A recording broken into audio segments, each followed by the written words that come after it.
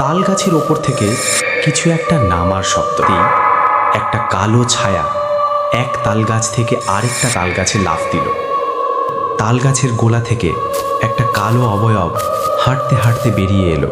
হঠাৎ একটা তাল গাছের নিচে আমাদের পথ আটকে দাঁড়িয়ে গেল সেই ছায়াটা।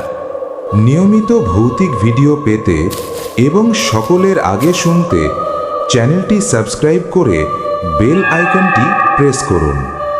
রাফি নামের একজন সাবস্ক্রাইবার আমাদের কাছে এই ঘটনাটা পাঠিয়েছিলেন। চলুন দেরি না করে শোনা যাক তার পাঠানো ঘটনাটি। আমি রাফি।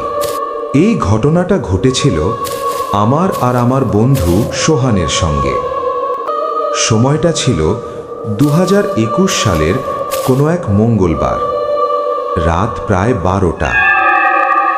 সেদিন আমরা আমাদের মামার বাড়ি থেকে ফিরছিলাম।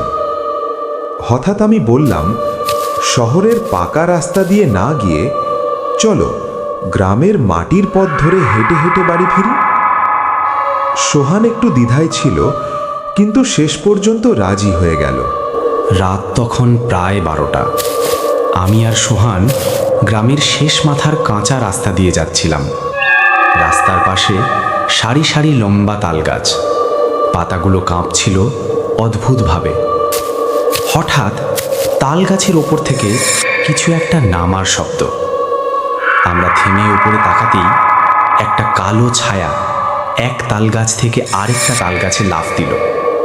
সোহান চিৎকার করে বলল, রাফি, ওইটা কি?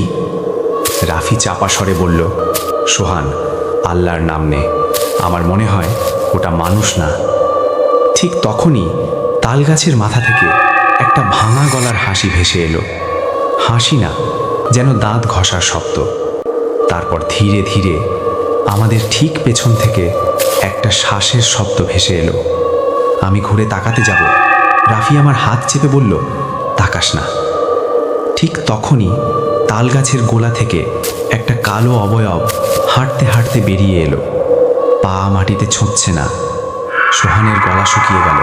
সে শুধু বলল, ওটা আমাদের দিকেই আসছে। আমরা দৌড়তে শুরু করলাম, কিন্তু ছায়াটা তাল গাছ ধরে ধরে আমাদের সমান গতিতে এগোচ্ছিল। হঠাৎ একটা তাল গাছের নিচে আমাদের পথ আটকে দাঁড়িয়ে গেল সেই ছায়াটা। চাঁদের আলোয় স্পষ্ট দেখা গেল ওটার মুখ আছে, কিন্তু চোখ নেই। হঠাৎ বাতাস থেমে গেল। তাল গাছের পাতাগুলো স্থির, চারপাশ যেন জমে গেল। রাফি কাঁপা গলায় বলল, সোহান, চোখ বন্ধ কর। আমি জোরে জোরে আয়াতুল কুরসি পড়তে শুরু করলাম। ঠিক তখনই এক বিকট চিৎকারে ছায়াটা পিছিয়ে গেল।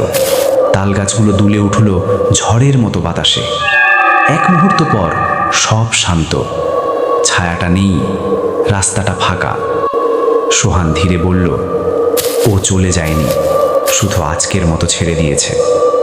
আর সেই রাতের পর থেকে আমি বুঝেছি, সব ছায়া পথের নয়। কিছু ছায়া থাকে গাছের ভেতরে, আর সেগুলো থেকে বাঁচতে আল্লাহর নামই একমাত্র আশ্রয়।